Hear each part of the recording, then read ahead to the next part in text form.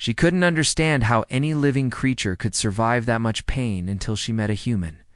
On the cold plains of Arden V, the alien medic named Lyra worked tirelessly among the wounded of her kind. The air was heavy with dust and smoke, and the cries of the injured echoed through the broken walls of the field shelter. Her species, the Varons, were known for their high sensitivity to pain. Even the smallest wound could drive them to unconsciousness. She believed pain was the ultimate limit of life, until the day she saw the human soldier lying still among the ruins. He had no armor left. His uniform torn, body burned and bleeding, yet his eyes were open. He was breathing slow and steady, his hand gripping a broken communicator. She moved closer, curious and cautious. Humans were new to Arden V, recent arrivals to the Alliance, mysterious and unpredictable. Lyra pressed her trembling fingers to his neck and felt the faint rhythm of life. He should not be alive, she thought. No Varan could have survived such agony. She worked silently, patching his wounds with trembling hands. His skin burned against her gloves. She whispered to herself, wondering how a creature so fragile could still cling to life. When he opened his eyes and met hers, she froze. There was no fear there, only exhaustion and a strange, calm strength. He tried to speak, but no sound came. Instead, he gave her a small nod, as if to thank her for not giving up. Through the long night, Lyra stayed beside him. The human's body burned with fever, but his heart kept fighting. She had treated hundreds before, yet none had shown this will. She began to question what drove him to endure. Pain had always been the signal to stop, to surrender, to protect oneself.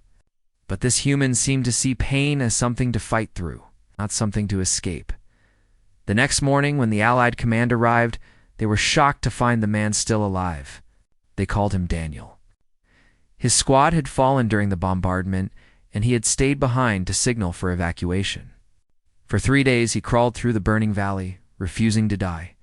Lyra listened in silence as the soldiers spoke of his bravery. Something inside her shifted. She realized that humans carried something the Varans did not just endurance, but defiance. They faced pain as if it were an enemy to be conquered, not a curse to flee. Days later, when Daniel regained strength, he asked about her world and her people. His voice was soft, but every word carried weight. Lyra told him how her kind feared pain more than death. He smiled faintly and said that pain was only proof that life still fought back. She could not understand that logic, yet it stirred something deep within her. When the next attack came, the shelter shook again. Explosions lit the horizon. Varans panicked, running to the tunnels. Lyra froze at the sound of screams. Then she saw Daniel rise, his body still weak, grabbing his weapon and moving toward the noise. Instinct told her to stop him, but she saw his eyes calm and burning with purpose. He limped through the smoke to pull a wounded child to safety. Lyra followed him without thinking, her hands steady despite the chaos. When the blast hit nearby, she felt the searing heat slice across her arm. She cried out, but kept moving. She didn't fall. Later, when the fire died down, she looked at her wound and at Daniel, who was sitting beside her, his face smeared with soot and blood. She realized she had done what no Varan had ever done before. She had felt the pain and still moved. For the first time, she understood why humans were feared across the stars. Not because of their weapons or strength, but because nothing could make them stop once they chose to stand. Days passed, and Lyra's world no longer felt the same.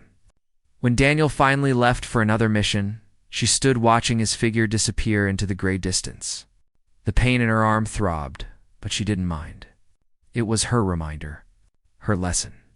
She had seen a human endure the impossible, and in that endurance, she had discovered something greater than fear.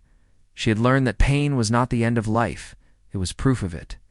And somewhere in that realization, she felt a strange warmth. Maybe, she thought, this was what humans called courage,